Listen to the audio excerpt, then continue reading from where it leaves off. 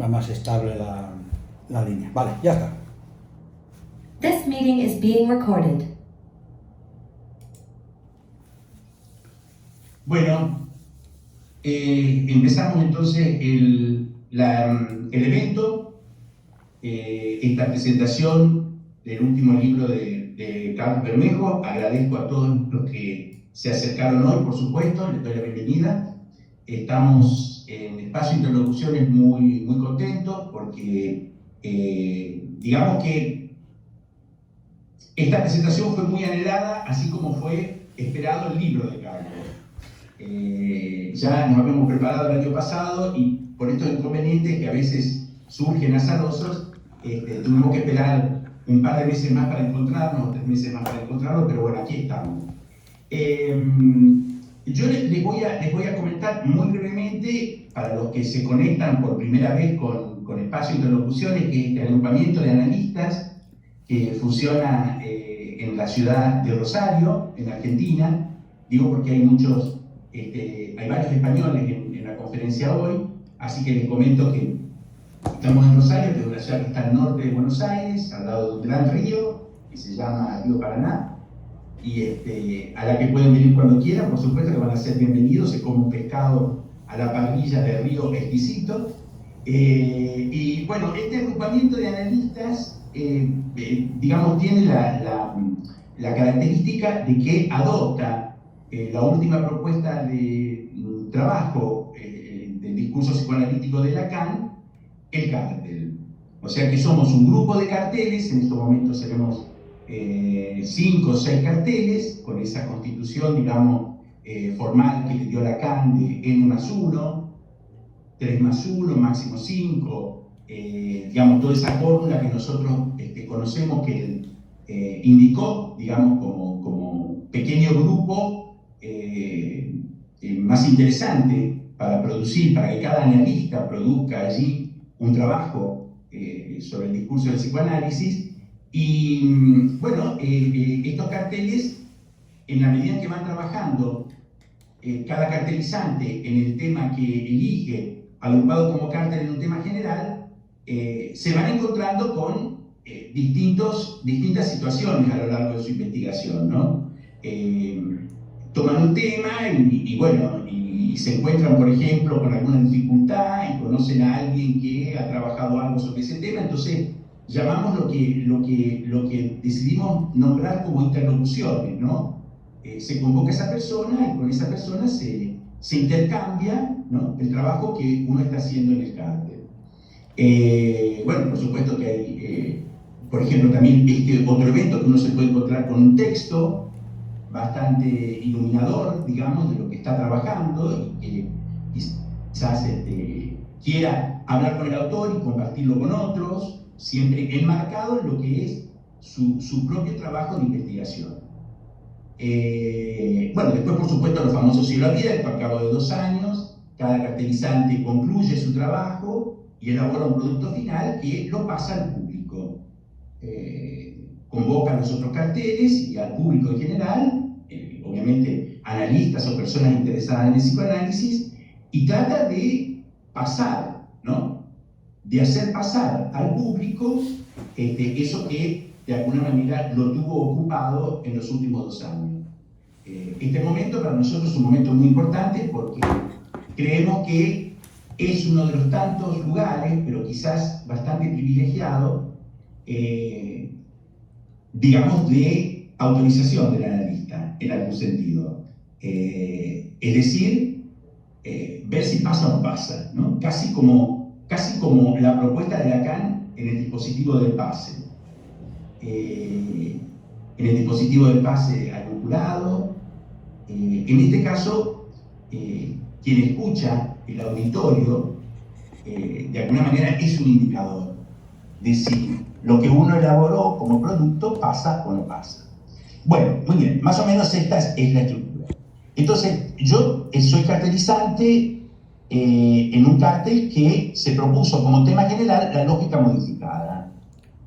Y a lo largo de casi 2 años de trabajo, obviamente me fui encontrando con interlocutores que han trabajado este tema, Y a su vez me fui encontrando con libros, en realidad con un par de libros, que me parecieron muy iluminadores y muy interesantes. Uno de estos libros lo presentamos el año pasado, es un libro que escribió Paula Hochman. Fundamentalmente tiene un capítulo que se llama La lógica ampliada, que es muy interesante porque retoma propuestas de Jean-Michel Vapereau. Había una interlocución precedente con Jean-Michel Vapereau, que él hace una propuesta de ligera modificación de la lógica clásica para poder probar una escritura rigurosa del psicoanálisis. Y bueno, mientras estaba encaminado con este trabajo de Jean-Michel Vapereau, me escribe Carlos, de quien ya habíamos presentado un libro anterior, que es El rigor en psicoanálisis, su síntoma y su escritura, en el 2022. No hay muchos analistas que afronten la cuestión de la lógica en el psicoanálisis como una necesidad, digamos, una necesidad lógica para poder tener rigurosidad como teoría, como práctica y como clínica, podríamos decir, ¿no es cierto? No hay muchos. Jean-Michel Vapereau es uno, y bueno, Carlos Bermejo es otro.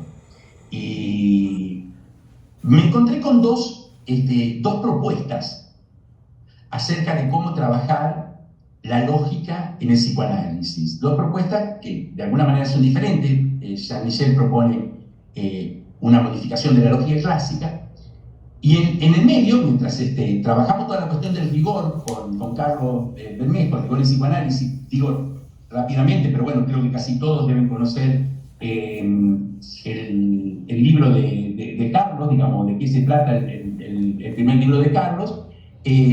Digamos, entusiasmado con ese libro, el año pasado me contacta y me dice, Claudio, está saliendo el segundo libro.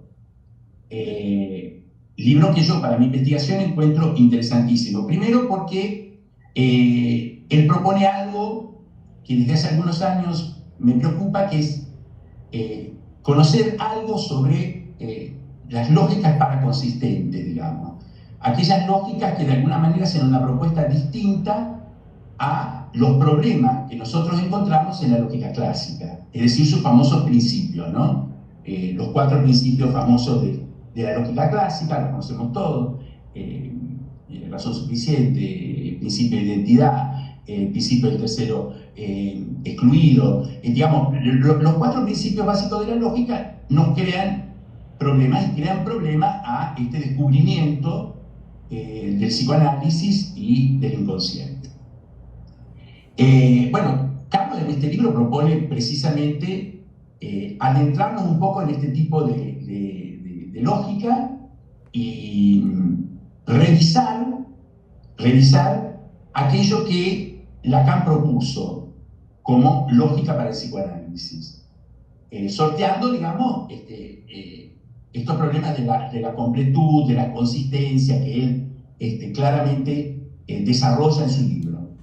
El libro de Carlos me pareció un libro, por supuesto, interesantísimo. Aplaudí que llegara, me llegó, como se dice, anillo al dedo, porque estaba trabajando lo de Jean-Michel Vapereau y aparece esta reelaboración de Carlos, que me ofrece una ampliación, digamos, de la lógica, con una potencialidad enorme. Solamente menciono todo el trabajo que hace sobre los temas de la sexuación, cómo de alguna manera supera o se pone a prueba de los cuestionamientos que estas fórmulas de la sexuación tuvieron en Lacan por parte de la época actual y de las nuevas demandas que aparecen sobre las cuestiones de la sexuación.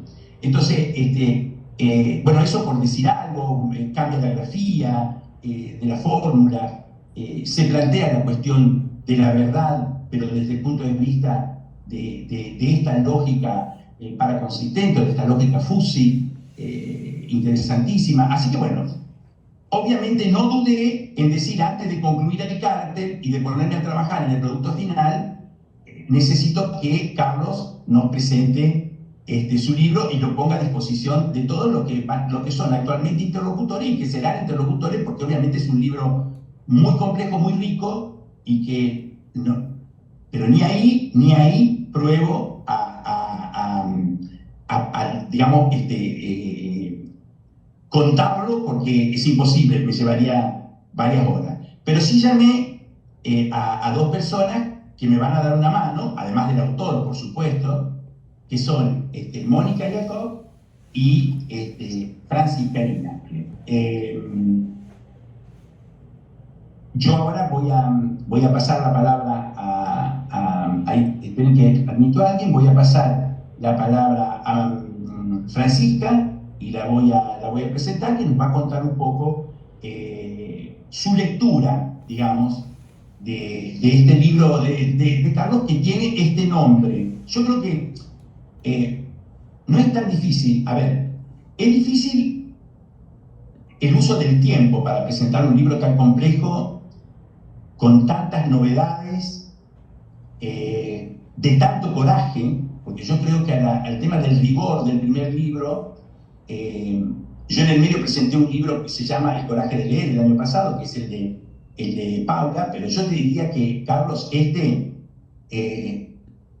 más corajudo aún. No sé si se entiende lo que quiere decir corajudo en la Argentina, pero valiente, digamos, sin duda, porque ¿cómo podríamos decir? Mete mano o mete su mano en cuestiones de Lacan que son como casi sacras, ¿no? Por eso el interés también, ¿no? Entonces, estas presentaciones para mí tienen que servir para que uno los invite y los entusiasme a leer este libro, a pensarlo, a estudiarlo y a trabajarlo. Y en eso quiero agradecer a Carlos su extrema generosidad, porque cuando yo me puse a preparar esta presentación, en realidad me di cuenta de que él te ayuda en todo. Le mando el flyer, te lo corrige y te da sugerencias de cómo podés mejorar lo que escribiste. Te manda el borrador y después que te manda el borrador te va mandando las modificaciones y las correcciones que hace, por lo tanto tenés hasta un desarrollo de la cocina del libro, que es impresionante. Después te manda el libro, después te manda alguna bibliografía para sugerirte, si te queda alguna duda, qué otros textos podés leer. Después le digo, por ejemplo, Carlos, estoy escribiendo la reseña del libro. Misari dice, espera que te mando algo. Y te manda una reseña que vos mejor no la podrías hacer, por supuesto. Entonces, lleva tiempo presentar el libro de Carlos, pero no es difícil, porque está él con su extrema generosidad atrás, acompañándote, ¿no? Esto lo quería decir. ¿Cómo arma el libro? Le da una estructura que, por ejemplo, qué sé yo, toda una primera parte, primero te lo presenta y ya en la presentación te aclara cómo tenés que leerlo. Te da una guía de lectura extraordinaria desde mi punto de vista. Después te dice, como vamos a entrar en un terreno, no lo dice, pero lo hace, como vamos a entrar en un terreno difícil para los psicoanalistas, ya lo dije, no son muchos los que escriben un entero libro dedicado a la lógica para el psicoanálisis, este episteme, digamos, fundamental para darle rigurosidad a nuestra práctica. Y entonces te hace los primeros 5 capítulos donde te da todos los elementos de lógica que podés necesitar para afrontar la segunda parte, donde él entra en el lleno del libro, ¿no?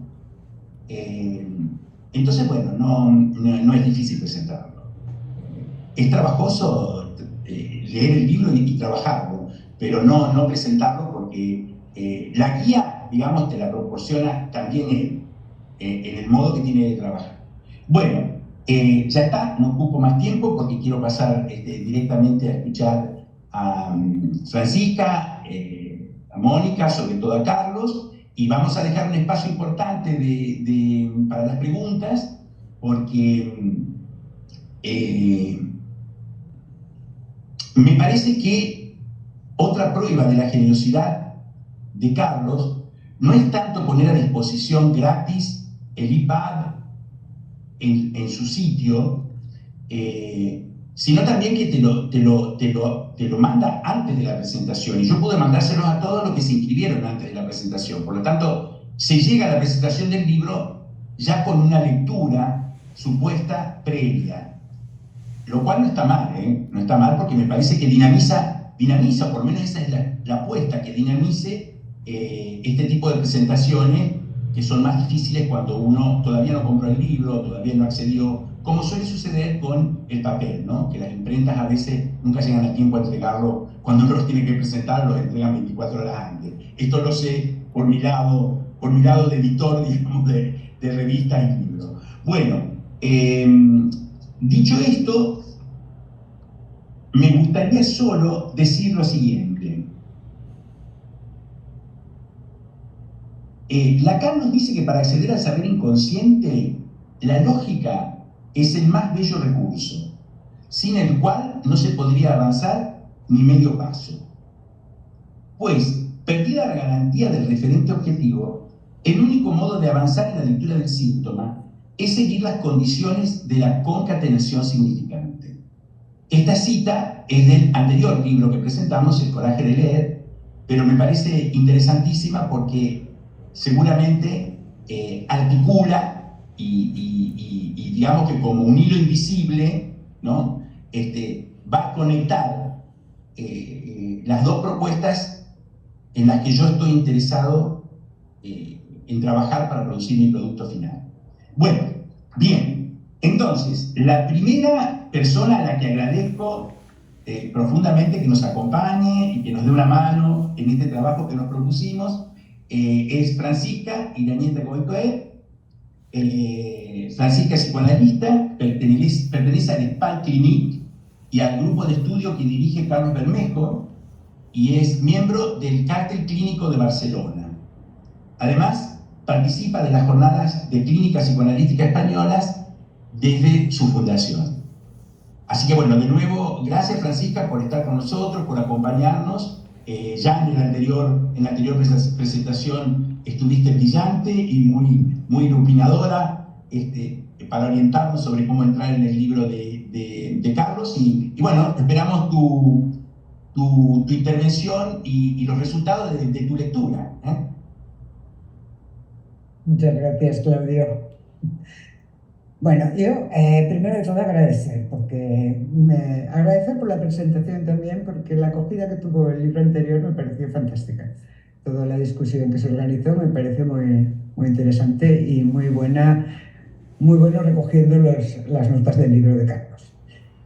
Y luego agradecer a Carlos por el trabajo que hace, porque realmente es un trabajo arduo, pero mucho, ¿eh? Como dices, Claudio, hay poca gente que lo haga y lo hace muy bien. Es un extenso, riguroso, como él acostumbra siempre. Y el ordenamiento que hace de todos los diferentes momentos de la construcción en la teoría, me parece que es fantástico todo el orden que él va poniendo. Facilita mucho la lectura. A pesar de que sea complicado, facilita mucho la lectura. Bueno, el libro que presentó el año pasado recogí yo las diferencias que planteaba en el discurso de la ciencia y el discurso analítico. Y en este libro hace una recopilación de las diferentes modalidades de la lógica, como tú has dicho, para dar a conocer lo que interesa al psicoanálisis, porque va recogiendo de todas las lógicas y en aquello que no encaja, entonces va apareciendo la otra lógica, la fusi, para ir poniendo las partes. Entonces yo voy a seguir un poco la misma línea que el año pasado. Mi trabajo no lo ha leído Carlos, así que espero pero sí que he recogido cosas de él, por supuesto. Pero yo lo que he intentado es recoger un poquito de de lo que a mí me ha parecido, lo que he podido recoger de este trabajo. Pero un poquito de cada, porque si no podrían estar aquí 5 horas. Bueno, empiezo. Si partimos de la incertidumbre de la división de la especie en los sexos biológicos, que no se pueden alcanzar el uno al otro, ya que el uno está perdido. Necesitamos las suplencias de lo que no puede ser, de lo que no se puede dar.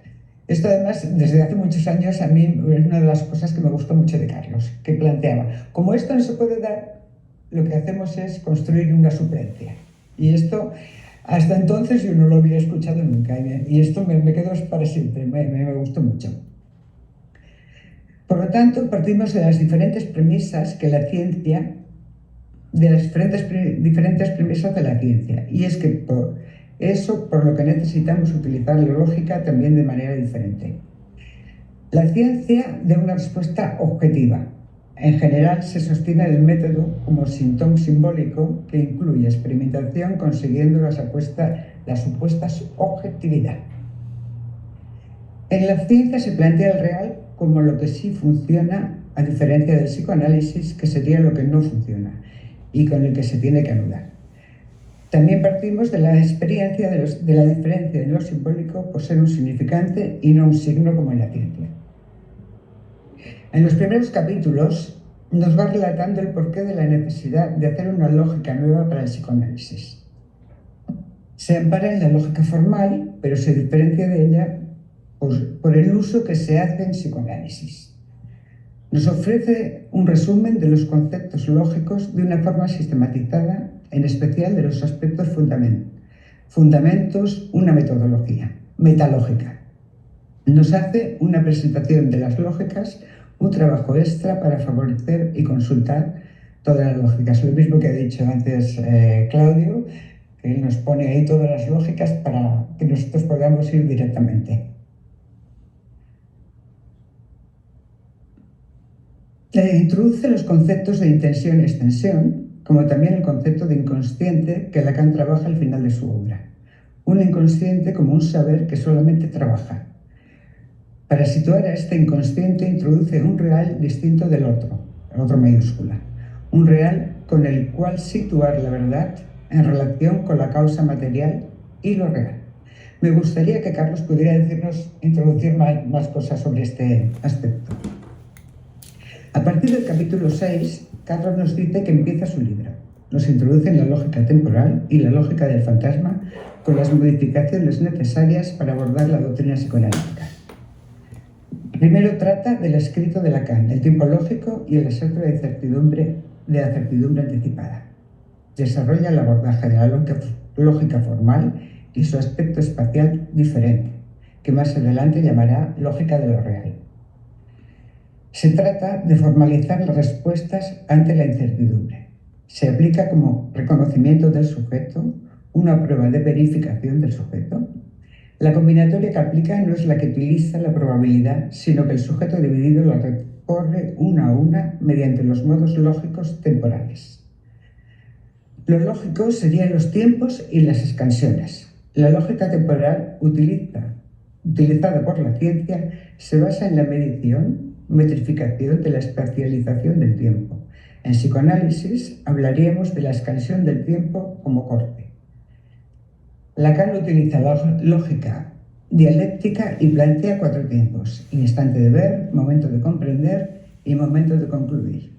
Pero Carlos agrega el tiempo de retraso, que esto también me gustaría que lo ampliara un poquito. Lo que queda claro es que el tiempo no es métrico, no se mide en segundos. Más adelante habla hacia una lógica superior de la del tiempo basada en el intuicionismo.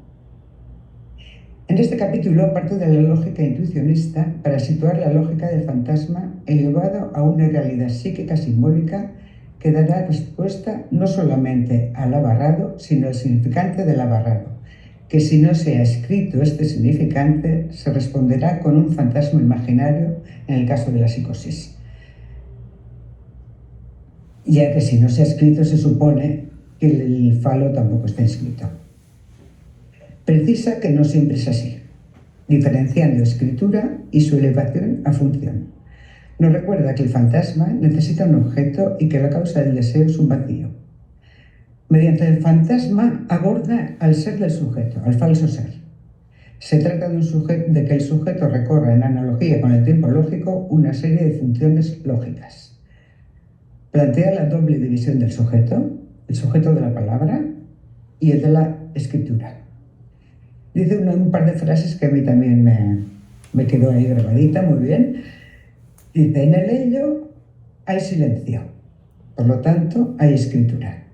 En el inconsciente hay sonido, por lo tanto hay palabra. El sujeto dividido por la escritura desde lo real, ligado a la antigua pulsión de Freud. Y esto desmirados de la lógica ética. El sujeto dividido por la palabra y el deseo ligado a la relación del otro, del inconsciente. Del otro, el inconsciente, no al inconsciente. Para articularlos lógicamente nos dice que Lacan no tiene bien establecida la diferencia entre sintáctica y semántica en lógica formal, lo que en psicoanálisis sería retórica y semántica. También me gustaría cómo articula todo eso. Eso sí le dejo como pregunta.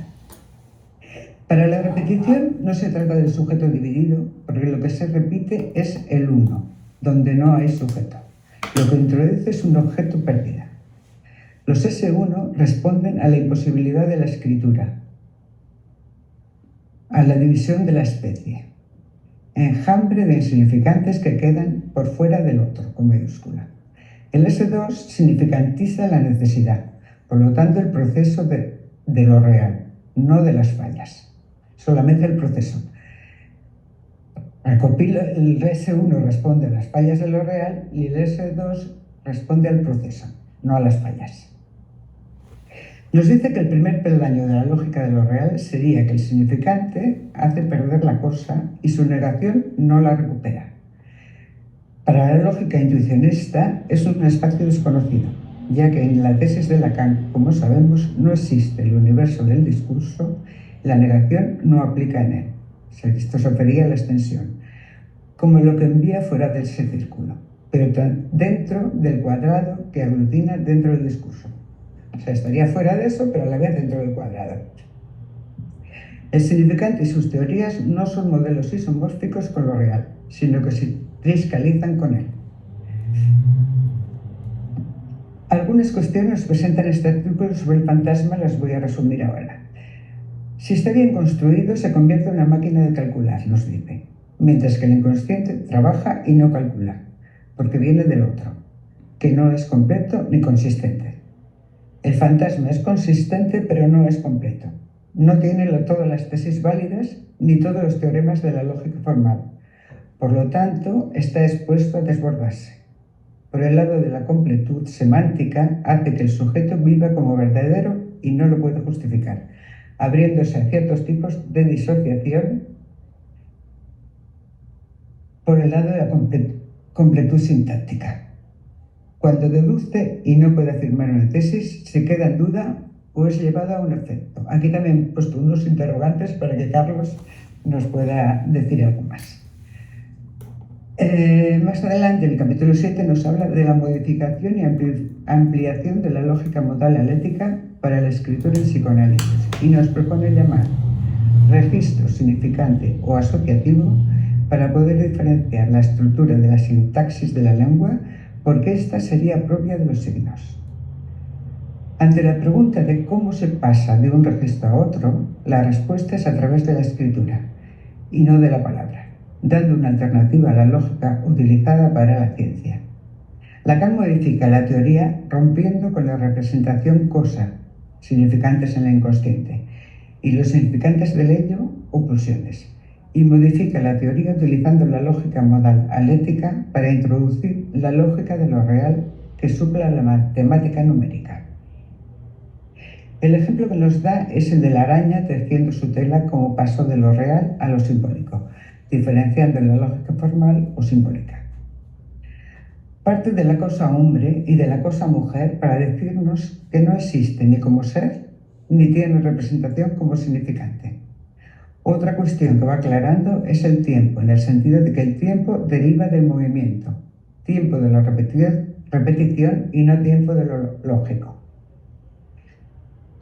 En el capítulo 8 nos introduce la cadena nueva para situar dos lados de goce, con retoques necesarios a la lógica que sigue Lacan para ajustarlos al caso por caso, recordándonos que Partimos de una lógica que tiene en cuenta lo real y no que nos proporcione modelos sobre lo real. Esto me parece una diferencia importantísima en relación a todo lo científico.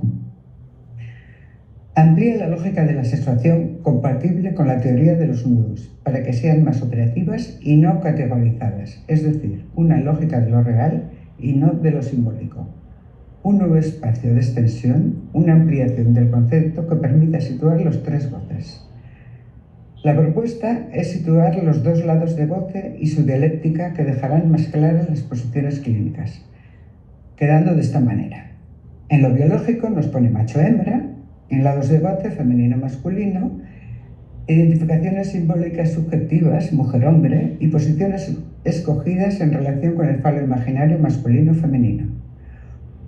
Utiliza la lógica Fuchsi que nos permite establecer la existencia parcial para diferenciar la verdad formal y la verdad proveniente de lo real, de tal manera que la verdad no quede solo en la palabra y se pueda anclar con lo real y el goce. Con las nuevas fórmulas, Carlos nos da una dimensión más extensa y sitúa el lado hembra como el modelo estándar, el que se reproduce, y el lado varón como una variante. El patriarcado le da la vuelta y sería una manera de ocultar y colocar al varón en el modelo estándar y la hembra como variante.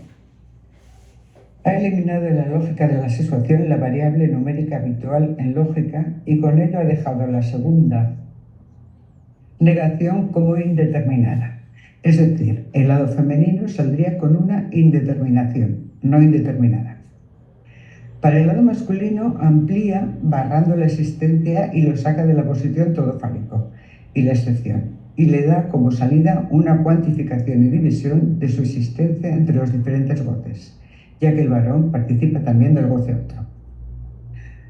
A mí estas fórmulas me parece una ampliación fantástica y además yo diría que es como una relajación, porque le da al hombre, le saca de esa rigidez y ya no tiene que ser el hombre, y a las mujeres permite entrar en lo fálico sin tener tantas dificultades con el objeto.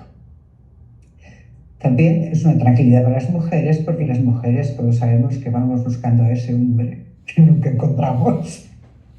Así que me parece que aquí nos da una flexibilidad muy agradable. Una de las preguntas que abre es: ¿cuánto goce está marcado por el falo? No se trata de traspasar una verdad, sino de aplicar al sujeto otra semántica que la sitúe como parlet sexuado.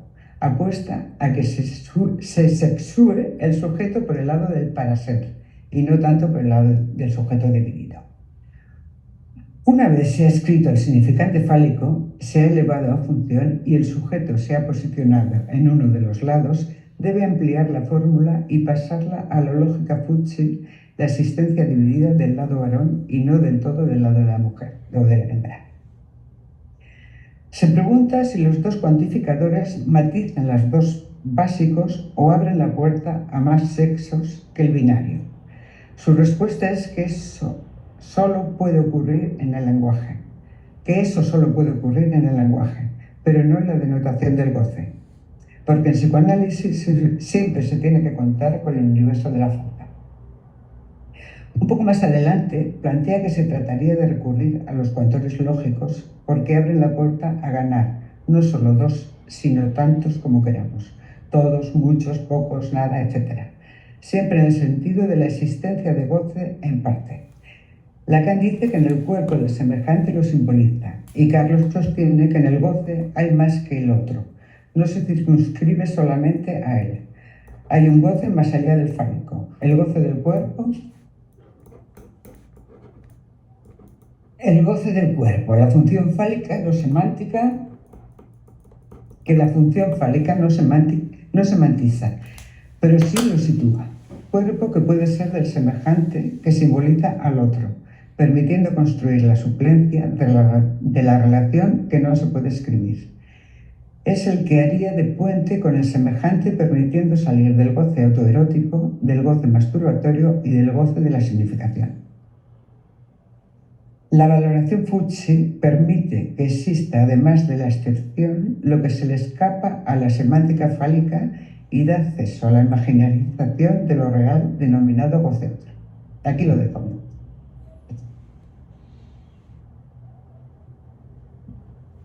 Bueno, muchísimas gracias, Francisca.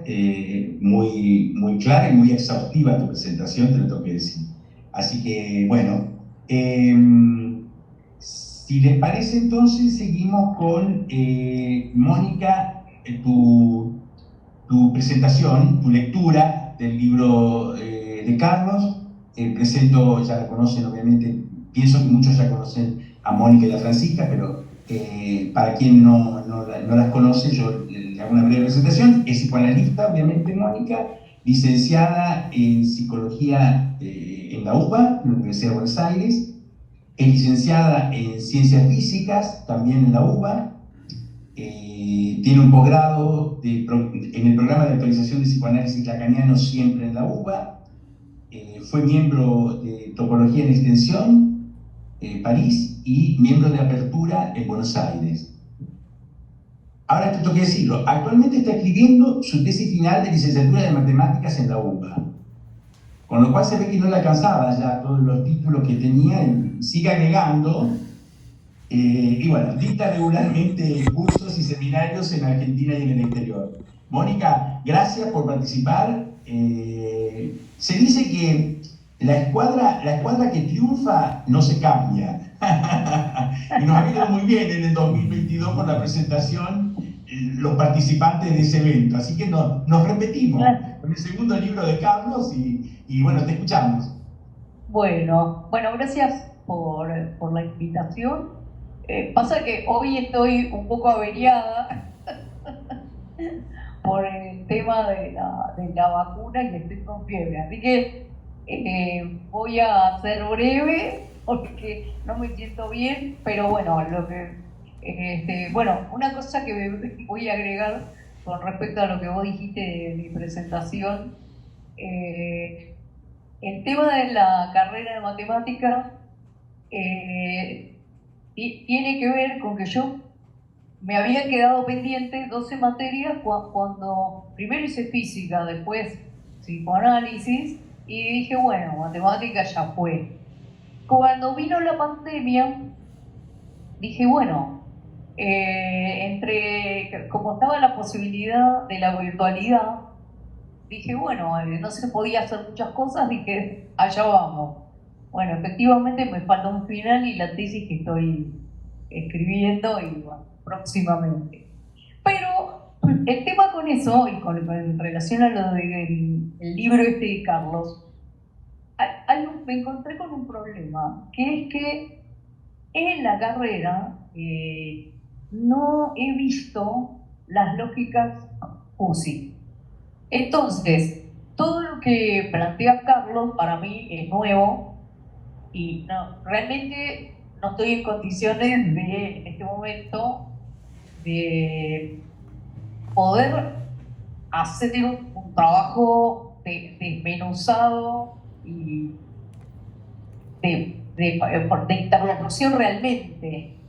Entonces, me resultó interesante, bueno, vos ya dijiste algo.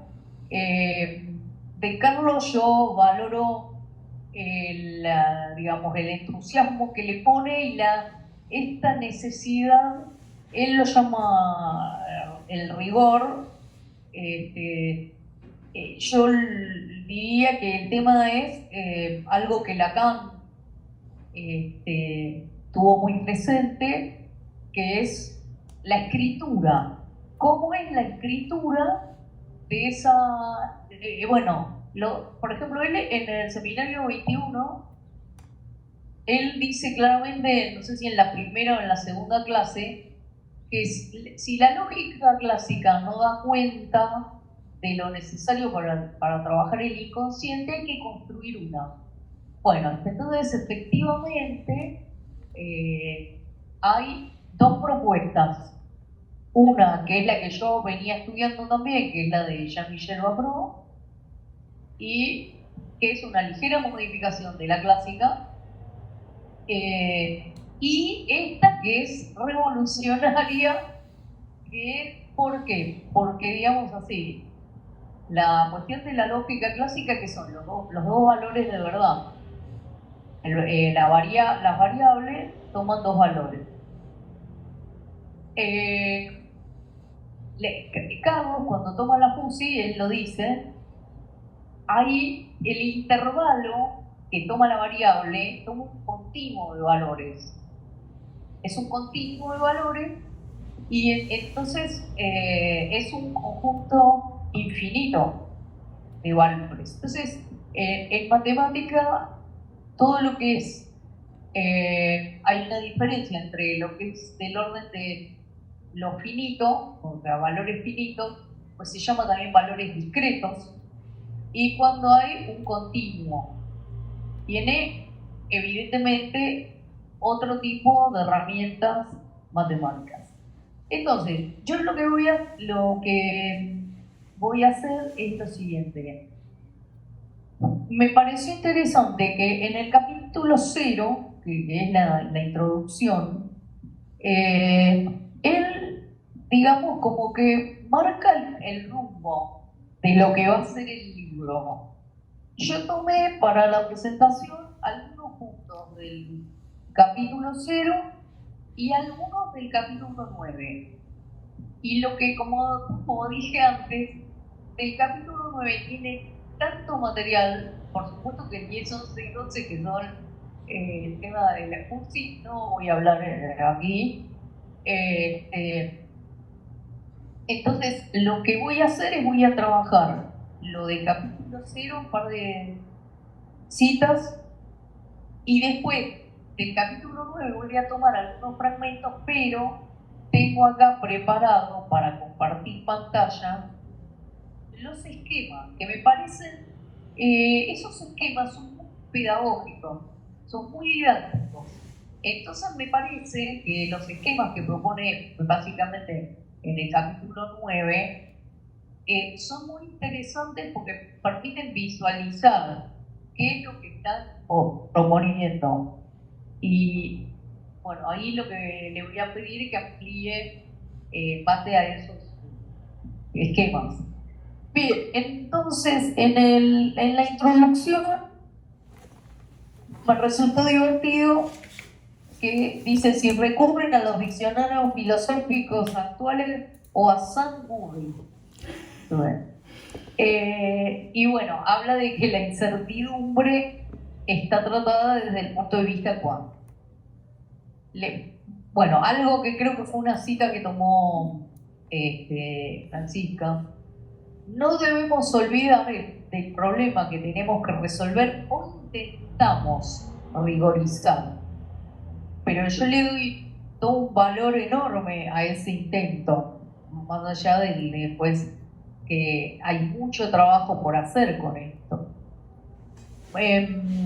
Entonces, luego justamente plantea que en el humano, por la entrada en la lengua y sus lenguajes, el problema se va a intentar resolver mediante un registro simbólico más potente y mediante dos estructuras. Una, la que aporta esa la lengua y sus lenguajes. La otra, el denominado síntoma, con TH, una estructura simbólica en el caso del psicoanálisis freudiano, el del padre simbólico y sus nombres. Bueno, habla de elevar esas estructuras que deban establecer las suplencias de esa relación imposible.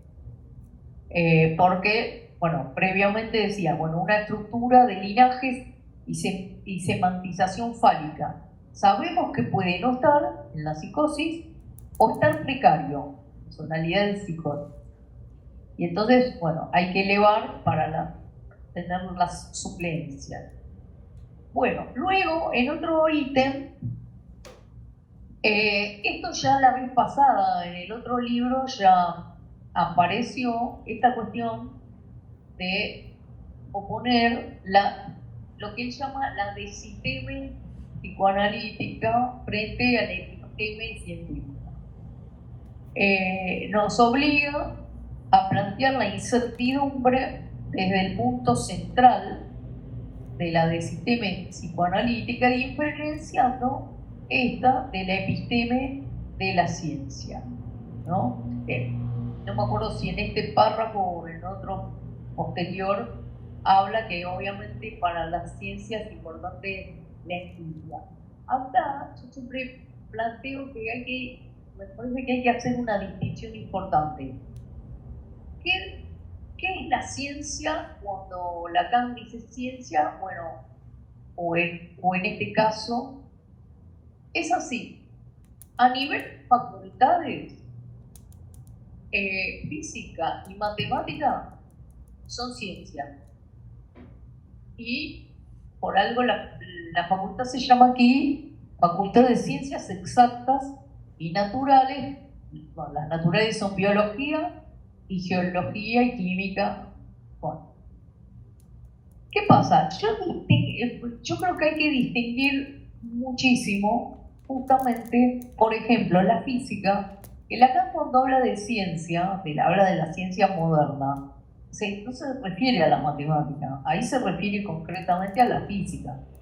Y sí, si bien la física de hoy tiene muchas herramientas matemáticas, pero sin embargo la física es fundamental cierta constatación empírica. En cambio, la matemática es lo que para nosotros es más importante, y por eso me parece que Lacan siguió por ahí, porque tiene que ver con la escritura, tiene que ver con la letra, y algo que no tiene nada que ver con ninguna empiria. Y que entonces hay axiomas, se plantean axiomas, se hacen deducciones, pero en principio el que está investigando algo muchas veces no le da ningún sentido a eso que está haciendo, es pura letra, es puro trabajo de una letra. Bien, entonces aquí en el ítem del sistema y la episteme, Carlos dice que Lacan planteó el discurso de la ciencia leído desde el psicoanálisis de forma muy cercana al discurso histérico, pero no lo escribió. Lo que sí escribió es el mateba del discurso capitalista, en la que el objeto está y el sujeto es vacío, y nos orienta en el que propondremos para la ciencia. Bueno, entonces ahí hace dos esquemas que después creo que los puse por ahí. Próximo ítem, él va llevando el hilo, nuestro real diferente. Bueno, entonces, ¿en qué es diferente? ¿No? Volvamos a la incertidumbre para leerla desde el discurso del psicoanálisis. En el siglo pasado, lo objetivo, ligado históricamente a lo determinista, se abrió a lo azaroso. Un gran paso. Era un nivel de la incertidumbre, el primero que ella aceptaba tras la exigencia de Newton de que las leyes fuesen deterministas. Acá también voy a hacer un comentario que es el siguiente. Los libros de cuántica de hace muchos años sí tienen una escritura en términos de probabilidad. Los libros más modernos cambiaron porque encontraron otras herramientas matemáticas que no son probabilísticas. Entonces, digamos, se desarrolló distinto el último tiempo esta cuestión en la cuántica mismo. Bien, luego tenemos... Mónica, sí. El micrófono, tratar de tenerlo cercano al... Ahí. Perfecto. Ahí. Sí. Bueno, ¿no se escuchó lo último? Si lo podés repetir porque no se escuchó bien.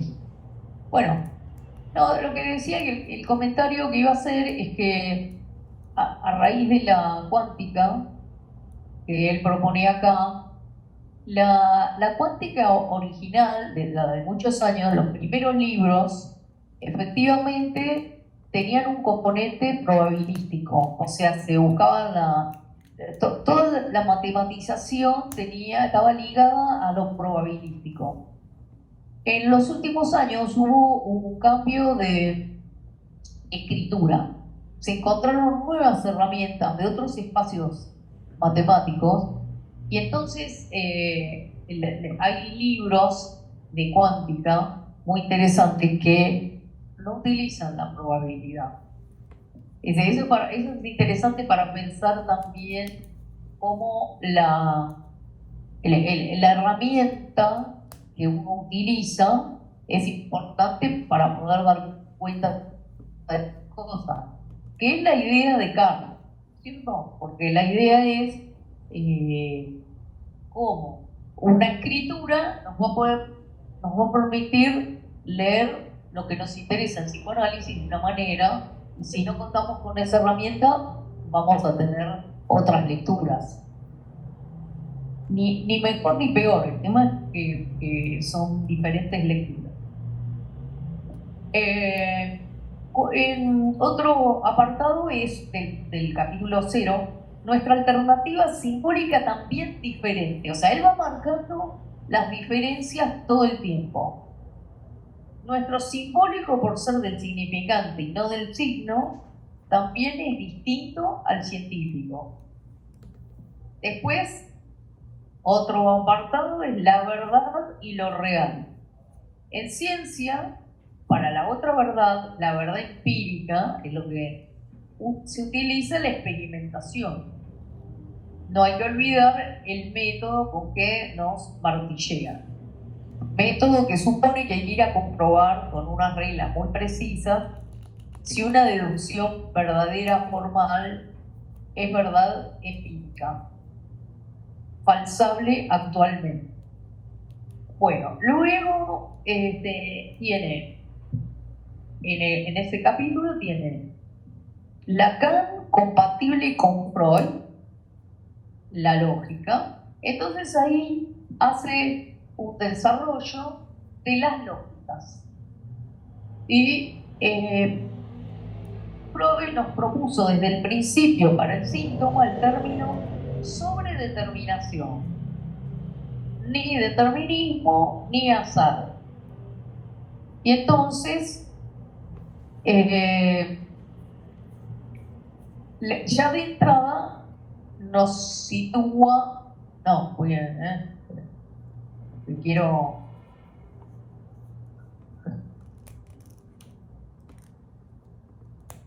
Bueno, es un tema difícil para un rigorizador que viniese después de Freud. Lacan recogió el guante y tras ver que se trataba del lenguaje y de lógica de lo real, recuerden cómo acaba el texto sobre el número 13, no de la matemática cuantificada, ¿no?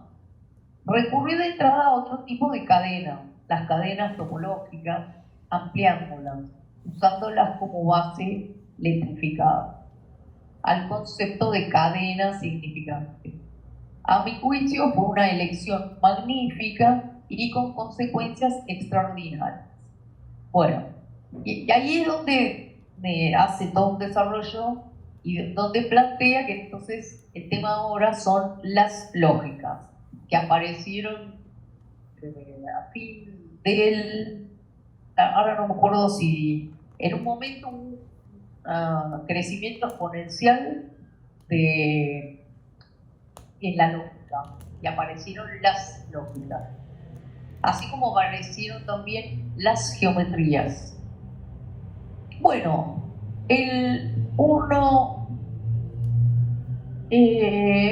hay 3 puntos más donde aparece la importancia clínica. Entonces, clínicamente, dice, se trata de la resolución de la incertidumbre en forma distinta a las certezas en la psicosis, que ahora tiene un correlato teórico magnífico.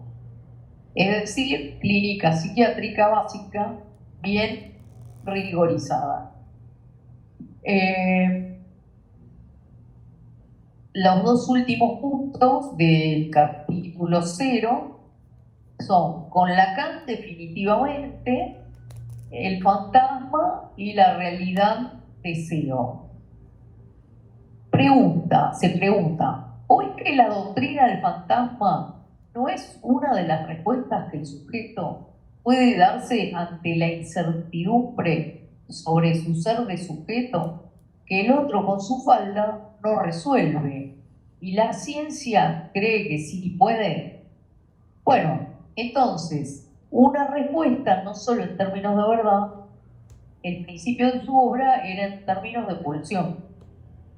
Todo queda bien rigorizado partiendo de una implicación lógica, tal como lo plantea la lógica intisuenista, que no cumple una de las leyes de Morgan. Bueno, y ahí entonces no me voy a meter en camisa de 11 varos ahí. Carlos, yo te dije, tenés que hacer un curso con esto. Quedó pendiente el libro anterior y este también. Un curso no, muchos. Para ir desarrollando todo esto. Para que vos nos puedas explicar bien todo esto. Bueno, el último punto se refiere al goce y ahí cita, bueno, el nudo de Whitehead y dice, en Angkor, las dos mitades del sujeto lo resuelve Lacan en Angkor con el nudo de Whitehead. Si bien con un deslizamiento al decir contra la tesis del seminario del fantasma que entre sujeto y objeto hay reciprocidad total. Debería haber dicho dualidad total, ya que no son recíprocos, tal como había dicho antes. Por ser dos aspectos distintos del sujeto patológico. Eso el analista lo debe saber y se lo debe hacer sentir a su analizante como levantamiento de la respuesta neurótica y respuesta a la incertidumbre primera sentida como alienación. Bueno, el último punto sería la otra faz del asunto, los dos lados de la semántica válida. Pero para eso, entonces ahora voy a pasar voy a compartir pantalla.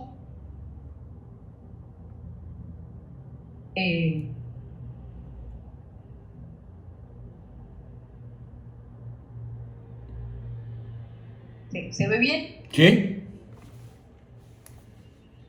¿Se ve bien? Sí, se ve bien, Mónica, se ve muy bien. Bueno,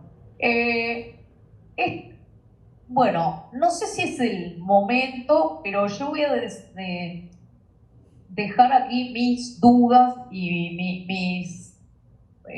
que me gustaría lo que se pueda aclarar de, por ejemplo, por un lado, de estos esquemas, donde tenemos aquí el rombo, el cuadradito, otra vez el rombo, otra vez el cuadradito. O no sé si no son el mismo, capaz que son el mismo. Bueno. Pero después hay otro, ¿sí? Bueno. Luego hay un esquema donde trabaja con las fórmulas de la sensación. Yo lo que hice, y eso estaría bueno, en este temita que hice,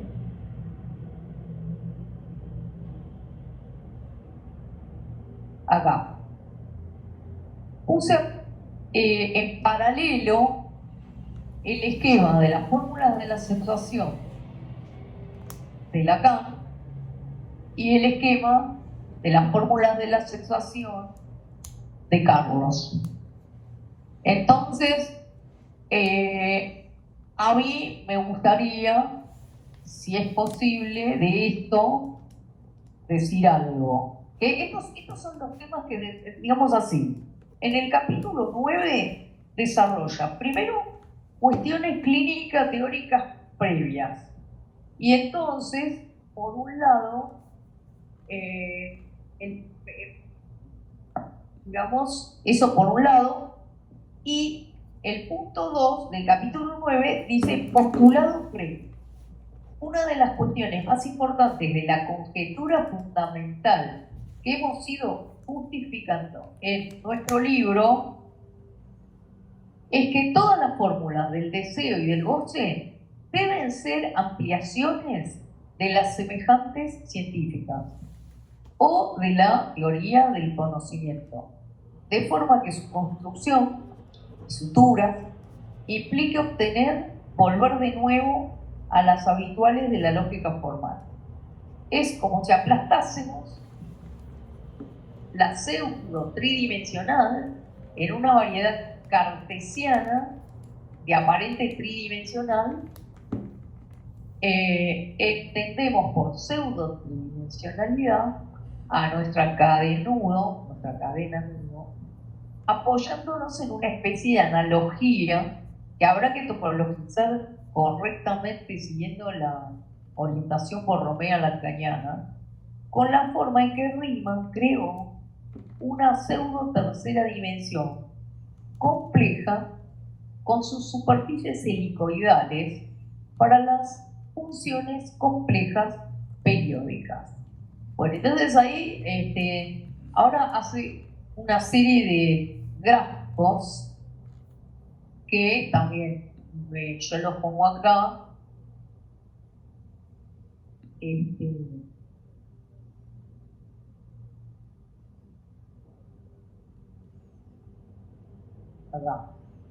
Acá. Pone en tres esquemas. Uno que llama ciencia, intención, extensión.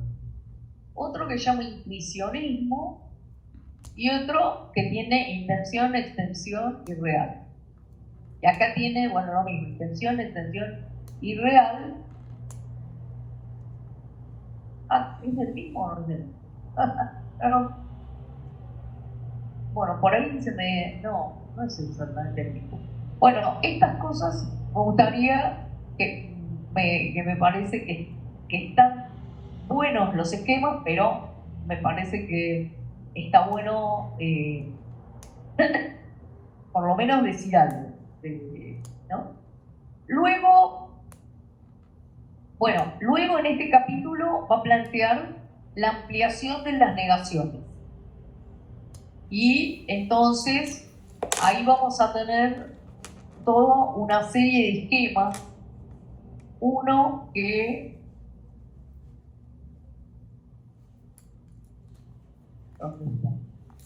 evidentemente que no lo puse por orden.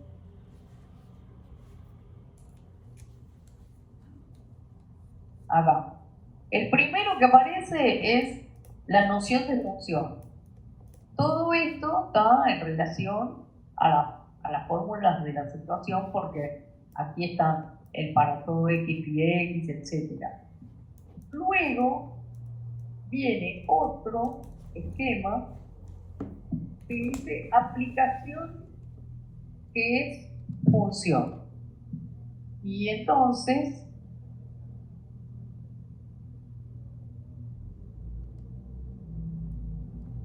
esta es esto.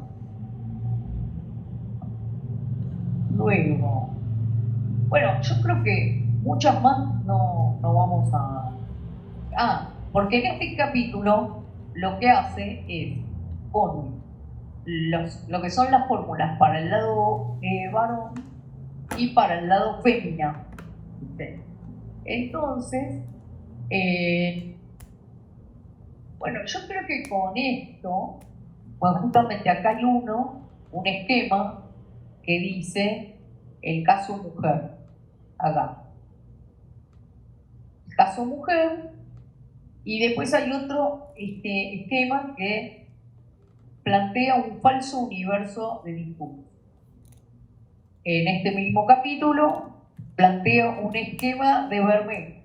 Entonces, todos estos esquemas son como si fuera un despliegue, pero también un intento de de que se pueda visualizar cuáles son sus propuestas y sus variantes con respecto y cuál sería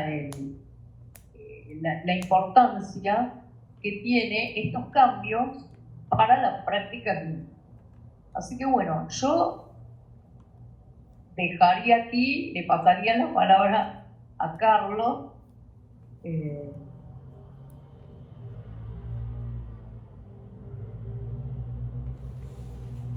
Bueno, gracias, Mónica. Sí, por supuesto, ahora ya me parece que toca a Carlos, al autor del libro, acompañarnos en esta presentación y en el despliegue de lo que está en este libro, ¿no? Me parece que si había que buscar lectores, las dos presentadoras cumplieron su función de motivar y de abrir preguntas sobre este texto y invitar a que se vaya a leer y a trabajarlo. Bueno, Carlos, ya te agradecí al principio, así que te paso la palabra para que nos hables de tu libro. Bueno, primero buenas tardes a todos. Desde aquí, desde España, son buenas tardes. Agradeceros. Mónica, ¿podés dejar de compartir? Discúlpame. Ah, sí. Ahí está. Ahí está. Ah, bueno, lo había dejado por si él contesta, pero no importa. Bueno, perdón. No importa. No hay problema, los tengo en la cabeza. Y si no, tengo el libro aquí al lado. Vamos a ver. Gracias primero al Espacio Interlocuzioni por una nueva oportunidad de darme a conocer y dar a conocer el esfuerzo, y a los comentadores, ya iré uno por uno. A ver, este libro ha llevado 4 años hacerlo. Es el libro pandémico, porque ha llevado 4 años escribirlo. Y muchas cosas las habéis dicho ya, es decir, lo que el libro quiere, lo que el libro propone, lo que busca y las soluciones que más o menos propone. Está escrito intentando facilitar también a los colegas que no tienen una formación específica en estos campos y que les cuesta tanto, de tal manera que primero era justificar el porqué, después era dar las herramientas de la lógica formal que Lacan ya había utilizado y ver qué utilizaciones había hecho, pero fundamentalmente el libro justamente era la otra cara de lo que hace Vaporó, porque Vaporó hace una lógica modificada más pensada en la construcción del sujeto y el objeto, tal como yo la entiendo, hasta donde yo la he leído, y a mí lo que me interesaba es el campo semántico, lo que en lógica costó tanto tiempo de diferenciar claramente. Por ejemplo, Carnap no lo diferenciaba bien, y hasta el año 37, 38, 39, en los libros de lógica muchas veces se mezclaban los campos sintácticos y los semánticos y no los entendían bien, no estaban bien separados. Que eso tiene que ver un poco también con lo que has dicho, Mónica, de la diferencia entre la física, que en tanto la matemática es una matemática aplicada a un real, ¿no? Mientras que con la matemática en sí misma, el único real que aplicas a sí misma, con lo cual es una escritura más clara, más claramente una escritura. Además tenía otro interés, que era acabar con un problema en las fórmulas de la satisfacción de Lacan, y es que estaba el sujeto dividido en unas fórmulas de goce, y a mí me parece que ahí no tenía que estar. Porque aunque en Ancor dice el goce en el varón es fantasma, no dice el fantasma. Dice fantasma en el sentido de construcción. Y creo que daba un obstáculo muy severo a la determinación de análisis de los varones, al mismo tiempo que dejaba un obstáculo muy grande al lado de la indeterminación. No es lo mismo, como Francisca ahí lo ha recogido, decir que una tesis es indeterminada, con lo cual un sujeto nunca la va a poder validar, lo cual no quiere decir que sea falsa, pero no la va a poder demostrar. lo que quiere decir una determinación, un indecidible, por decirlo de alguna manera. Mientras que con la lógica Fuzzy, además de introducir muchísimas más ventajas, porque al fin y al cabo la lógica Fuzzy se traga entera toda la lógica, se la está tragando entera, como en su caso, era que pudiera concluir mediante el concepto de variable lingüística, no cuantificaciones, sino variable lingüística, que esa tesis suya, que Lacan pone como final, porque Lacan pone el principio y el final, pero ya está, no pone nada más. No, pues no dice cómo se llega ahí, siempre dice si le place. Pueda concluir que es indeterminada. Eso es saberlo. Exactamente un poco como en la barra en el otro. La barra en el otro está, y no la vas a quitar, pero que tengas un significante que te lo diga, te permite situarte de otra manera frente a la cuestión. Pues que tengas un valor de verdad lingüístico de la variable lingüística, que el predicado sea elevado a variable lingüística, eso es la Fuzzy.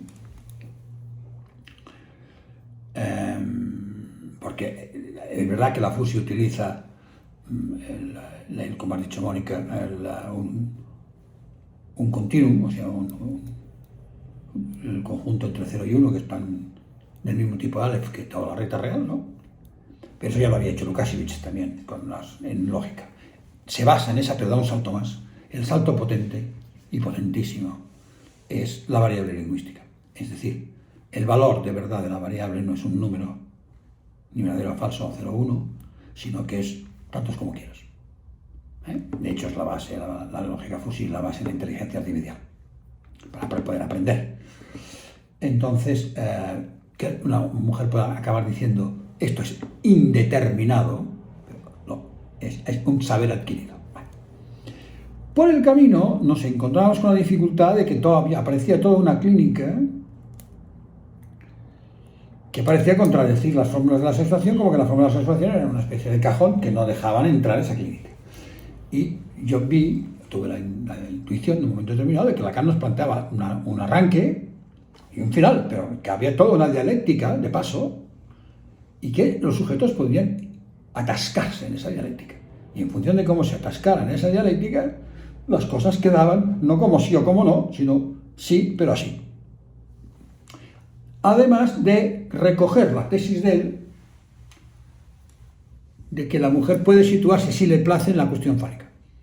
Es decir, el hombre, más bien en las fórmulas lacanianas, tiene que salir, si está en nombre del padre, tiene que salir del goce fálico para entrar en el goce del cuerpo, y el objeto, y el goce del cuerpo. Y la mujer tiene que entrar en el goce fálico. Es un camino totalmente distinto. Y eso me interesaba muchísimo montar esa dialéctica. Con lo cual, el capítulo 9 y los gráficos del capítulo 9 van por ahí. Es decir, luego la Fuzzy lo que hace es ampliarlo eso. Pero lo importante es el 9. En el capítulo, luego iré respondiendo a las preguntas. En el capítulo 7, ¿qué me interesaba? Que se dieran cuenta que la modificación que hace Lacan a la lógica dialéctica, lo que se escribe, lo que no se escribe, lo que cesa, lo que no cesa, que en el fondo es una tesis de la repetición. Lo importante, el predicado importante, el que viene de lo real, es el cesa o no cesa, no tanto de escribirse o no escribirse. Me interesaba diferenciar esos dos aspectos, porque lo importante es cesa o no cesa. Ese es el predicado fuerte. Y la modificación que hace, simetrizando toda la lógica que en Aristóteles ya no está simetrizada, porque el modo contingente contiene lo posible, porque si no le sería inconsistente.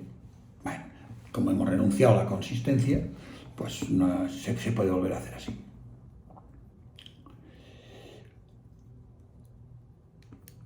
A la pregunta sobre la verdad y lo real.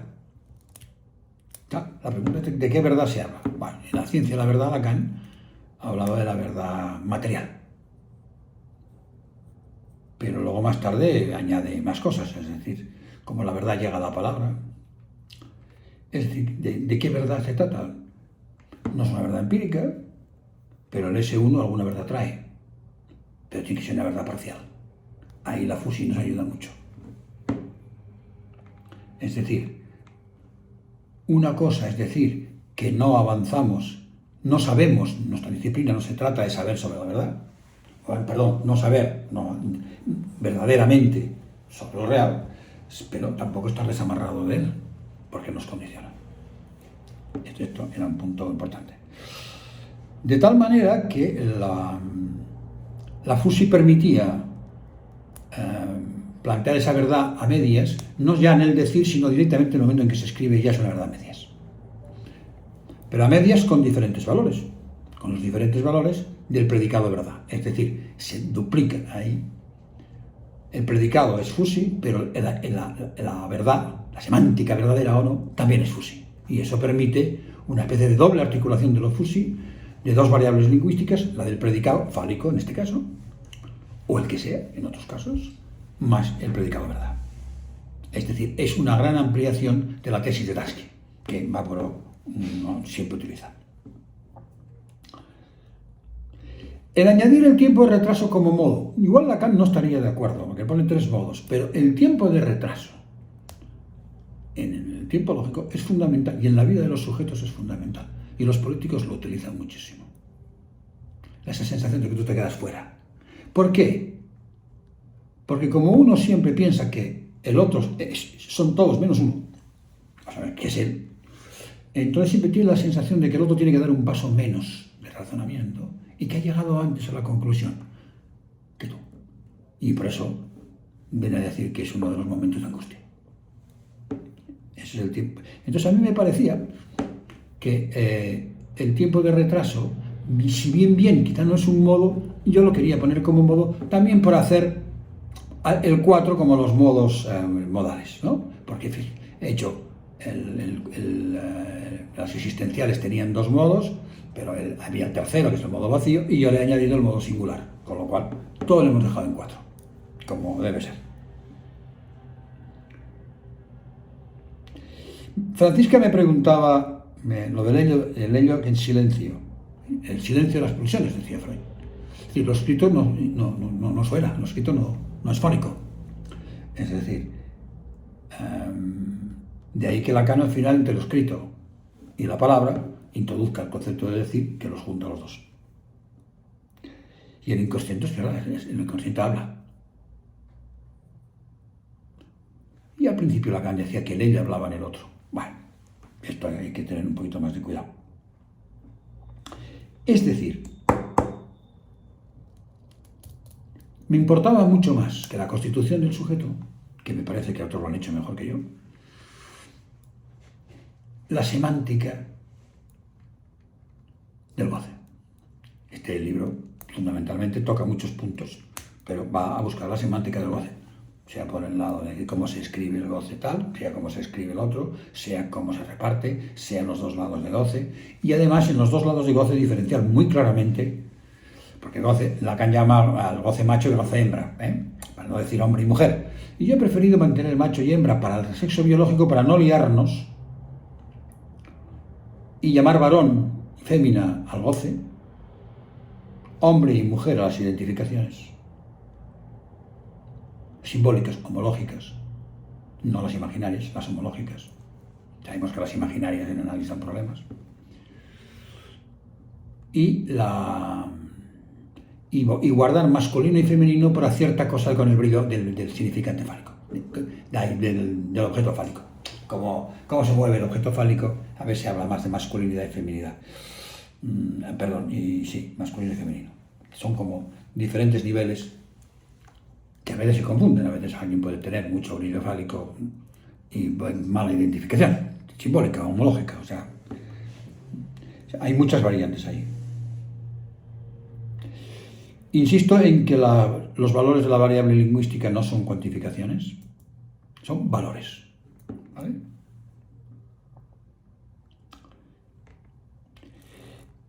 El esquema de la lógica modal aléctica que Lacan nos propone, a mí me llama mucho la atención, porque es verdad que quedaba incluso estéticamente más bonito, porque quedaban los 4 modos totalmente quita el modo, Lacan quita el modo contingente, le quita la parte de lo que es lo posible, es posible que se escriba, lo quita, lo deja solo en lo posible, y dice, es posible que deje de no escribirse. Entonces quedan los 4 absolutamente simetrizados, se oponen perfectamente unos con otros, no se incluye ninguno al otro, como en la lógica modal clásica, formal, pero claro, el precio es la consistencia. Si el intuicionismo mantenía la consistencia, pero evitaba el principio del tercero excluido, dicho de otra manera, la doble negación no vale como afirmación, había algo ahí en el medio, eso es lo que a Lacan le permite meter el objeto A. Que el Vaporov a veces lo acerta cuando hace aquella lógica con el objeto A como parámetro. Pero le faltaba al menos fin. Vale. Esos esquemas modificados que os he presentado, Mónica,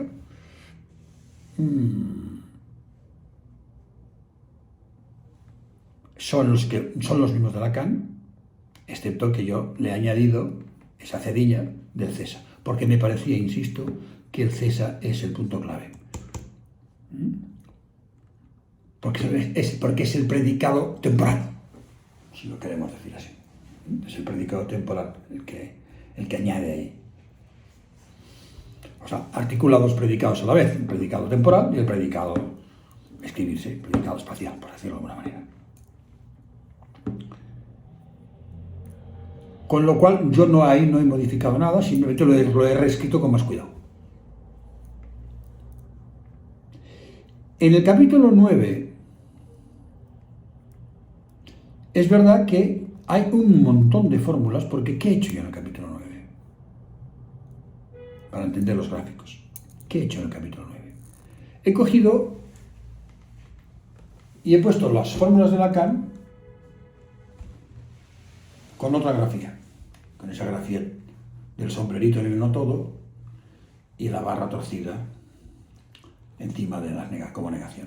¿Por qué? Porque él mismo en Leturdi dice que estas fórmulas no tienen ningún uso en matemáticas. Entonces, ¿por qué utilizar las escrituras y las letras de la lógica formal? Pero la gran ventaja es que si te haces unas nuevas para la lógica del psicoanálisis, puedes utilizar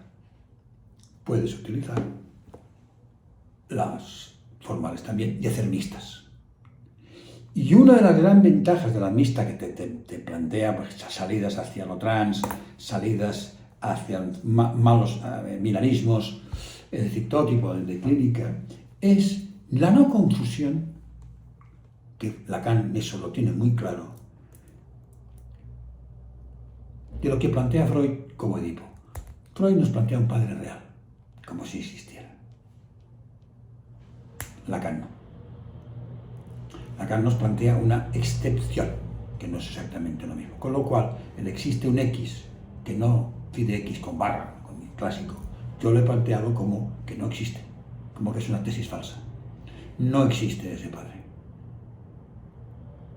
Se puede imaginarizar, y es el padre del salvajismo, es el padre amo de su goce, que hace lo que le da la gana, es el vandalismo, la barbarie, pero imaginarizado.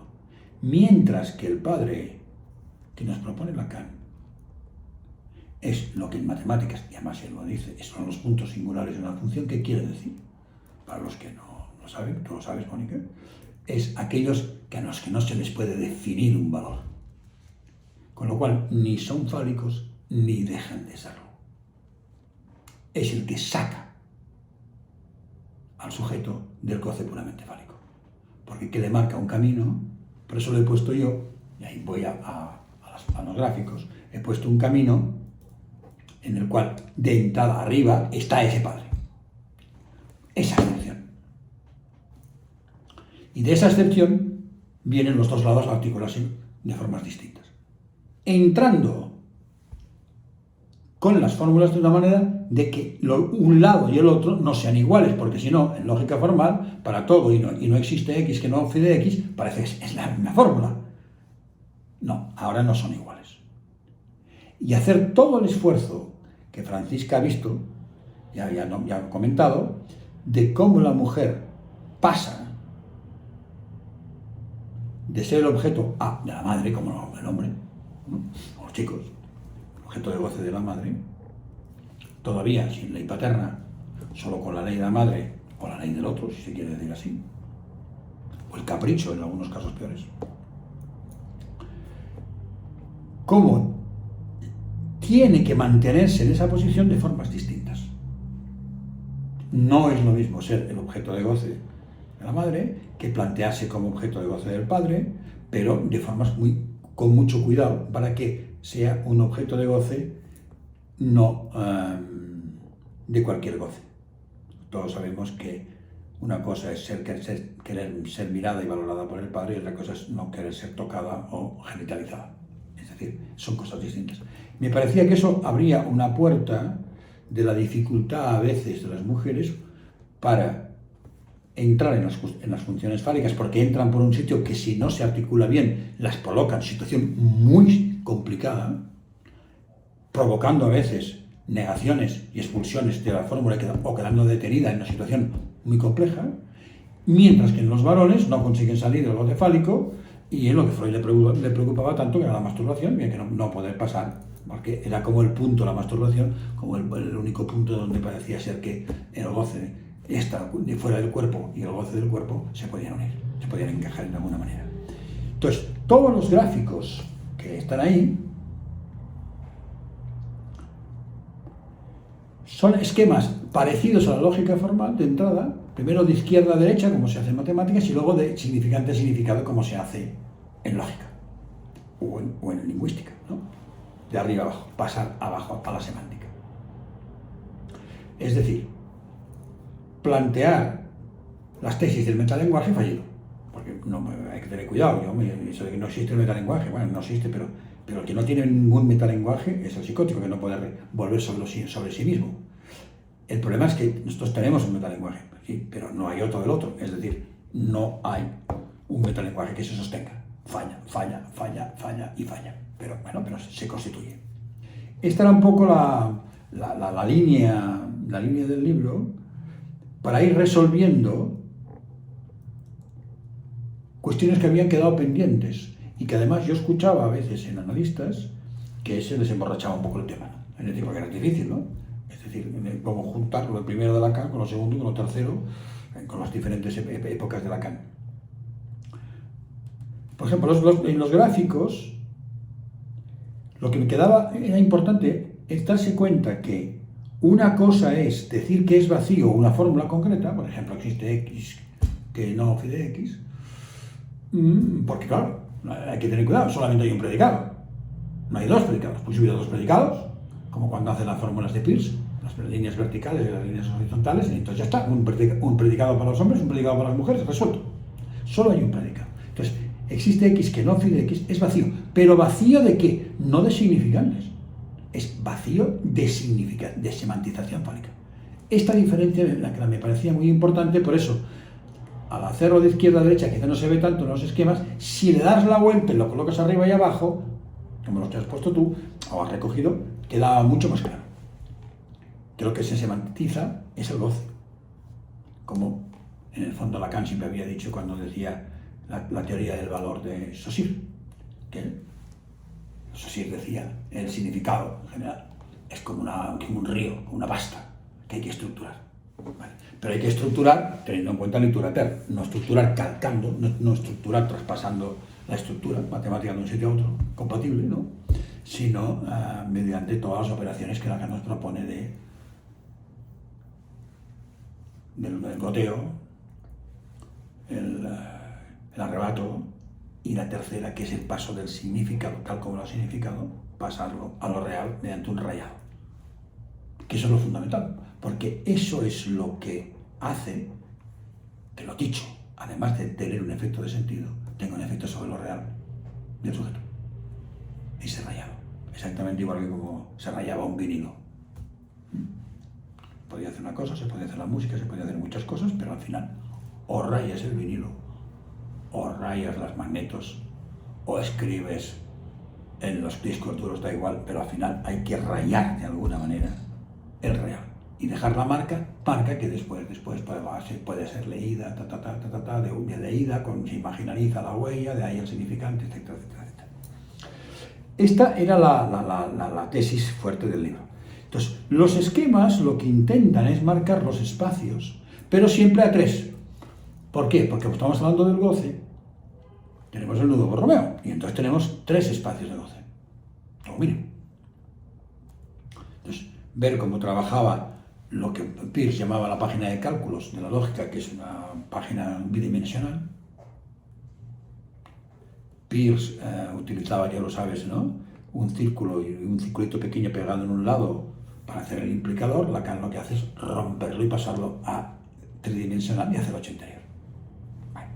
Todos son ampliaciones, por lo cual yo tengo la tesis, y creo que no es contraria a parte de lo que Vaporó ha dicho algunas veces, de que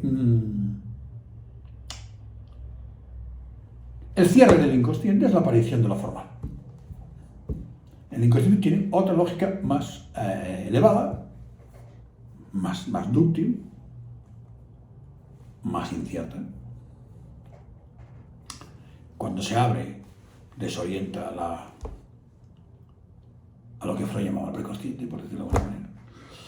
Y cuando se cierra, entonces vuelve a aparecer. Es decir, de alguna manera es mantener la tesis de que el sujeto del inconsciente es el sujeto de la ciencia, que en la ciencia no está recogido, pero es el sujeto de la ciencia el que Descartes decía, el que quiere saber, para saber orientarse en sus actos y tomar sus decisiones, etc. Bueno, nosotros para desear, para gozar, para estructurarnos. Vale. Esta era la tesis del libro. Entonces, en el capítulo 9, que es el capítulo potente, pero lo demás casi están pensados todos para llegar al 9, y luego el 9 modificarlo en lo Fussi, es donde aparece toda una lógica dialéctica sobre la lógica de la sensación de Lacan con los tiempos intermedios. Hay cantidad de historias, cantidad de gráficos, cantidad de intentos de visualización. Yo soy de los que yo sé que los esquemas a veces imaginarios ayudan a entender, pero también provocan una cierta confusión. Es decir, tienen los dos efectos, ¿no? Tienen los dos efectos. Que por un lado, porque te quedas a veces con la imagen, ¿eh? Pero bueno, pero sin la imaginaria no sabemos, los humanos sin el imaginario no sabemos ir, nos es muy difícil. Pero tratan de situar estos espacios para un lado o para el otro, de forma que esté lo singular, y cómo maneja cada uno lo singular y cómo ve cada uno al otro. Eso también me interesaba mucho. Es decir, la vieja fase fálica de Freud, ver cómo los hombres ven a las mujeres en un momento determinado y cómo las mujeres ven a los hombres en un momento determinado, más allá de verse a sí mismas. Como si estuvieran a sí mismas. Y lo que falta, que yo no he hecho, es la teoría del acto, que es esa cosa fútil de encuentro, ¿no? El encuentro, que es un momento, porque la relación no se puede escribir, así como la relación paterno-filial sí se puede escribir. La relación entre sexos no se puede escribir, la tesis de Lacan ni tiene sentido, tiene una ausencia de sentido, la absence que dice él. Y yo quería,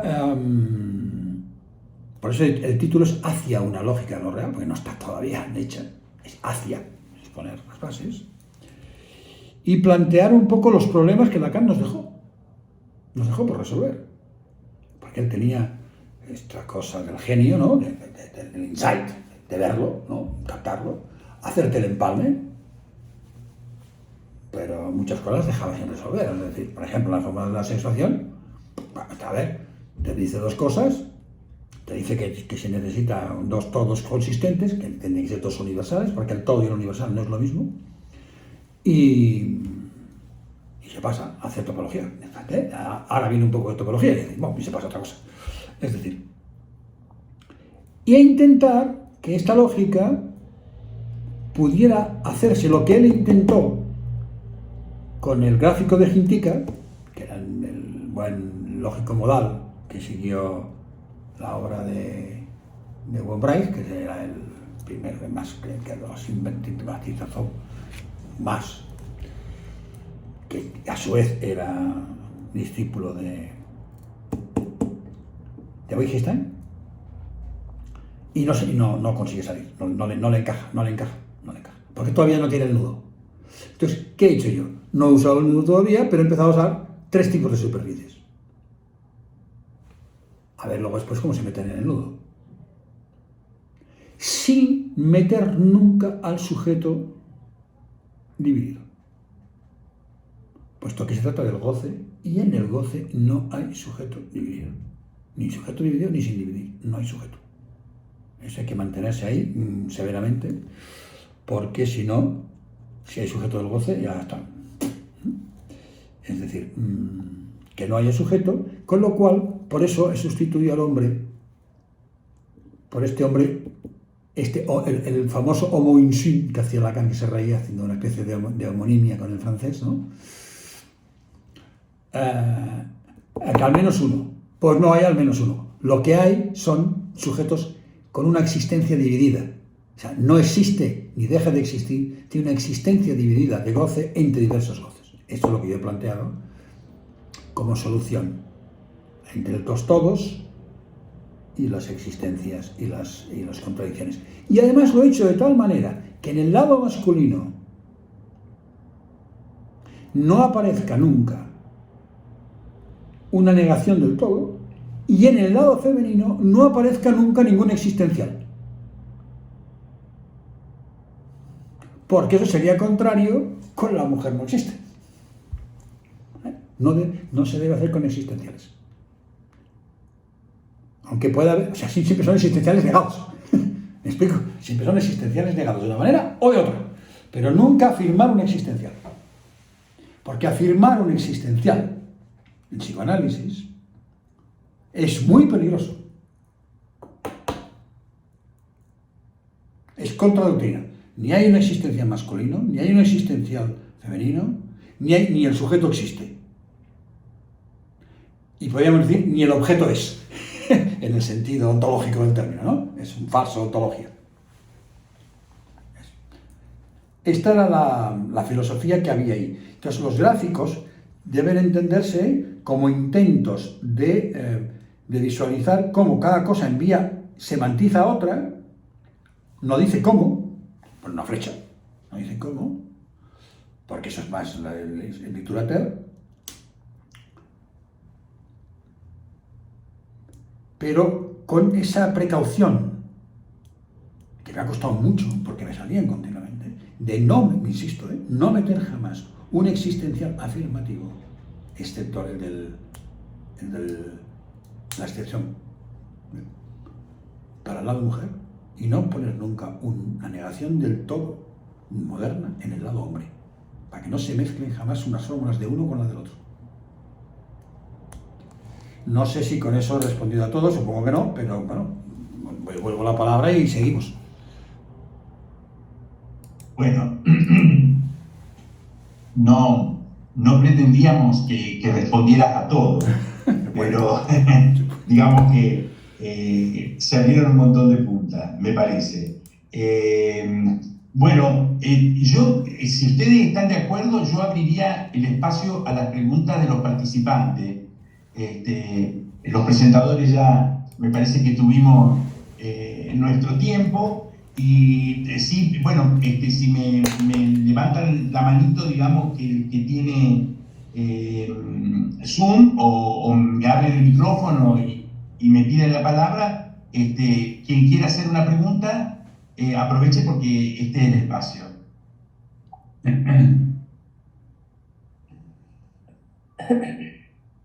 Ana, ¿preguntas vos? Bueno, gracias a todos, a Carlos en primer lugar, al resto de compañeros que han intervenido. Yo voy a empezar por una pregunta, digamos, de punto cero. Que Carlos nos explique la portada del libro, los 6 nudos, con un nudo que enlaza al grupo de 3 y 3. Para los profanos, ¿cómo podemos leer este dibujo, Carlos? Bueno. Carlos, te tenés que activar el audio, porque Ya está, ya lo activé. A perfecto. Este es, si tú cortas ese nudo y lo empalmas, ves que tienes 2 nudos a 4. 3 de los 3 nudos más el santón. Entonces, haciendo un paralelismo, una analogía con aquella famosa dibujito de Lacan, creo que del discurso de Roma, me parece que es, de caballeros damas, cuando habla de que a partir de eso, como si fuera un lavabo, ¿no? la disgregación o la discriminación o la separación mingitoria está organizada, es decir, los sexos cada uno va a su lado. Es como que es el compartir el mismo santón, no el mismo estricto, pero sí el mismo tipo de santón, el que puede hacer que un lado y el otro se articulen. Luego el sujeto ya pasará por ahí, pero se puede articular por ahí. O sea, no es que los una en el sentido de que los una en el sentido de los relacione, que esa sería una mala lectura. El nudo puede dar pie a leerse así, pero no se tiene que leer así, sino que es el compartir un cierto santón hace que puedan tener un cierto encuentro, porque si no seríamos elementos aislados. No somos insectos sociales, pero tampoco somos radicalmente individuales. Eso es como había que leer en ese sentido. Entonces, sí se encuentran personas cuyo santón no es del mismo tipo, son santones de tipo mixto, que yo lo he trabajado en otros lugares, pero no lo he publicado, yo lo publicaré, santones de tipo mixto. Entonces cuando tenemos a veces ese tipo de parejas un poco raras, ¿no? En el que a veces no acaban de cuadrar porque no se ponen de acuerdo con la manera de articularse el santón. Es verdad que tampoco hay que leerlo como que la mujer es el santón del hombre y el hombre no hay que leerlo en ese sentido, simplemente es compartir un santón, es estar en la misma banda, por decirlo de alguna manera, pertenecer a la misma estructura. Por ejemplo, se ve muy claro, si tú tienes un santón psicopático y el otro no lo tiene, no hay manera. No hay manera. Si tienes un santón de tipo real, lo que yo llamo la psicopatía potente, que es la nominación sintomática de tipo real, la nominación real, pues no encaja. O encaja como, si encaja en el campo de concentración. Pero eso no se considera un encaje. Eso, así es como yo leo este dibujo, que es más... es publicitario, es un poco publicitario el dibujo para llamar la atención. Ya está, no tengo más que decir. Pablo Fidacaro, cuando ustedes hablen, activen el micrófono y después que terminen de hacer la pregunta, lo desactivan, así se ponen en primer plano quien está hablando. Pablo, sí. Dale. ¿Se escucha bien? Sí, perfecto. Bien, genial. Bueno, primero que nada agradecer esta instancia maravillosa, Carlos, a quien aprecio muchísimo y hace un buen tiempo que intento seguir en algunas de las cosas que escribe, intento. Yo voy a hacer una pregunta que puede ser un poco básica, elemental, pero que me parece que no hay que dejarla pasar y que va al título del libro. Lógica de lo real. A priori, uno podría plantearse que eso tiene una cierta contradicción, ¿no? Entonces, te pregunto, Carlos, ¿cómo definirías lo real?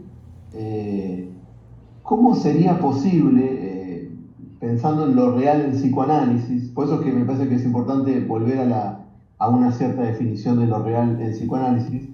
¿Cómo sería posible intentar construir una lógica de lo real? Está claro, me parece por ahí que algo has dicho al pasar. Cunio y Mónica hacen un par de referencias, citas a Lacan en esto de que, apelar a una lógica para el abordaje del inconsciente, ¿no? Por ahí podríamos seguir en esto de una lógica de lo simbólico, bueno, pensando el simbólico del psicoanálisis, pero esto es más que el inconsciente, ¿no? Esa lógica de lo real, no sé, lo planteo como puedo. A ver, Cierra el micrófono. tengo exactamente la misma duda que tú. Lo que pasa es que como si no, es que tengo exactamente la misma. Pero como no se me ocurrió ninguna mejor, pues entonces cogí el término que Lacan utiliza quizás en Vincennes. Porque si dices una lógica para lo real, da la impresión de que estás haciendo una especie de lógica aplicada. Si dices de lo real, parece ser que es que lo real tiene una lógica que la tienes que conocer.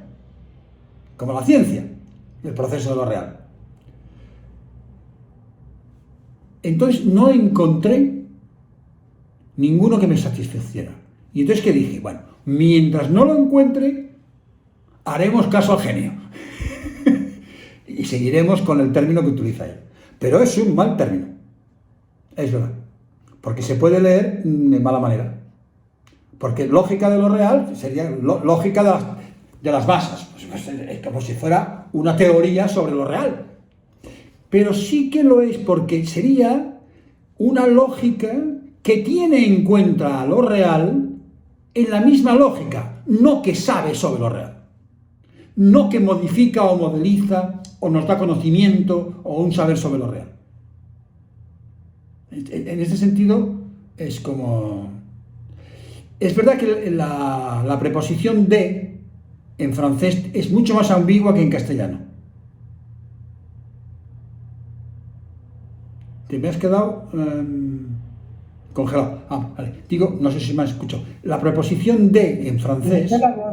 Sí, se interrumpió un ratito, Carlos, porque al tener baja la conexión, dice que está baja la conexión. Vale. Pero ahora te escuchamos bien. Vuelvo a repetir. Yo tengo la misma duda, pero no sabía. Si dices lógica de lo real, parece que esté hablando de una lógica, pues como la lógica de las personas, la lógica de las plantas, o sea, como un saber sobre lo real. No. Si dices lógica para lo real, es como si le ofrecieras algo a lo real que necesita. Tampoco queda muy claro. Entonces, la que me salía era una construcción que sería la lógica que lo real le impone a lo simbólico. Lo real que falla le impone una cierta lógica a lo simbólico. Pero me parecía muy largo el tema. Y entonces, como no sabía muy bien cómo hacerlo, utilicé el término que utiliza Lacan. Es decir, yo, como con Freud, o como hacia Lacan, antes de cambiar algo de Lacan, me lo pienso mucho. Y quiero tener un argumento potente. Pero explicado sería algo así. Algo es una lógica que ya introduce lo empírico, lo que viene de lo real ya te la fuerza. No es un real que funciona por su cuenta, porque justamente es el real que no funciona, el que estamos hablando. El real que no sabe unir a los sexos. Sabe hacer niños, pero no sabe unir a los sexos. Entonces, en ese sentido sería, ¿y es una contradicción? Pues sí, y lo que quería decir que es que en francés el término de es muy mucho, de en el castellano también es por, a veces en segunda frase, mientras que en castellano de es más preciso, es una preposición muy precisa, porque los franceses han quitado el para y el por y han dejado el para y el de. Y Lacan lo utiliza sistemáticamente eso. Y a veces se enreda mucho porque no sabemos cómo traducir el de, y si no lo entiende el que lo traduce por de cuando a lo mejor es por. No tengo un mejor término, con lo cual me he quedado con el de Lacan, pero el problema está bien planteado totalmente por Pablo, perfectamente planteado. Ciencia de lo real, dice en Balsam. Claro. Lógico. Están todas las traducciones hechas así, de lo real. No, pero es que en francés está así.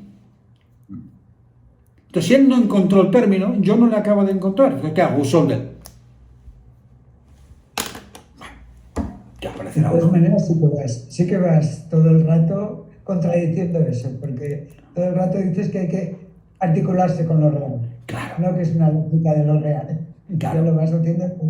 Claro, es decir, pero falta el punto. Esto es lo que se llama hacer metonimia, y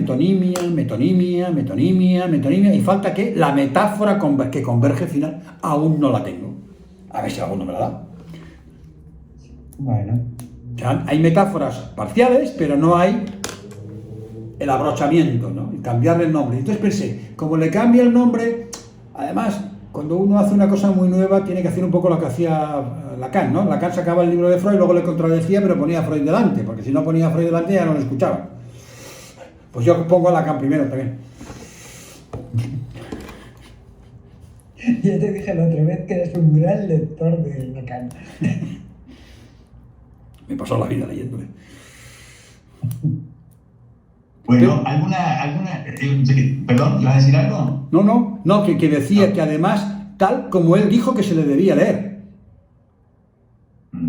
Mis escritos no son para ser leídos, sino para ser explicados. Así nos dejó. Bueno, sí, bueno, son letras. Claro. Pero hay que leerlo, pero para explicarlo. Hay que leerlo. Bueno, pero me parece que por así también se podría pensar esta cuestión de la lógica, ¿no? La lógica son letras y vos creo que intentás de alguna manera afrontar este tema de el significante que incide en lo real, digamos, ¿no? Y lo real que incide en el significante, es ida y vuelta. Significante, Ida y vuelta. Ida y vuelta.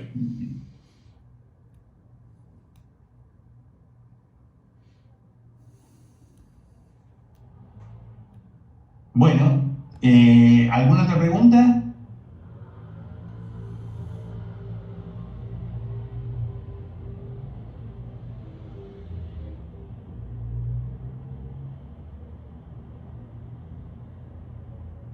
Carlos, a mí me parece importante la cuestión que nos propone llamar registro significante o asociativo. Amplía un poquito si puedes. Me parece muy bonito para... A ver, estamos en lo mismo. A ver, registro simbólico y símbolo. No es lo mismo. En función y campo, continuamente se pasa de uno a otro. Y en Peirce, que tenía 9 tipos de signos, 3 son definidos por la relación que tiene el significante con el objeto. Que uno es el índice, el otro es el símbolo y el otro es el significante. Entonces, registro simbólico. Primero, hay gente que confunde el registro simbólico con la lengua. Primer error. Los registros simbólicos están en los animales, dice Lacan también. El registro es la capacidad de desplazar, de que una cosa represente a otra, y sigue a otra, es así. Pero, al decirle registro simbólico, parece que estamos hablando de una simbología, de un signo, o de un signo de tipo simbólico, que todavía mantiene algo, ¿no? Como se suele decir que el símbolo de la cruz no es un símbolo, no un signo, porque la cruz todavía tiene algo que ver entre lo que es tal como está el significante, el dibujo, si es inicoro, con lo que significa. Entonces, yo prefería ¿por qué no le llamo registro significante? O otro, o asociativo, algo que se pueda asociar con una cosa se asocia con otra. Y no utilizar el registro simbólico, porque entonces se confunde el registro simbólico de lo simbólico de la lengua, de lo simbólico del santón, ¿me explico? Y con el símbolo. Y en los escritos, en un silabario a destiempo, dice que un símbolo, en los escritos, en un silabario a destiempo, dice, un símbolo es un nudo que no se puede aplanar. Ya coloca las 3 cosas. Un símbolo. Entonces, en función y campo se pasa continuamente del significante al símbolo, porque en función y campo todavía el falo es un símbolo. Es un significante en la Bederton del falo. Ahí ya sí queda claro. Lo había dicho antes, pero ahí ya queda claro. Por eso no me acaba de gustar el simbólico ahí. Porque lo que la gente entiende por simbólico es otra cosa. Y justamente el significante no simboliza nada.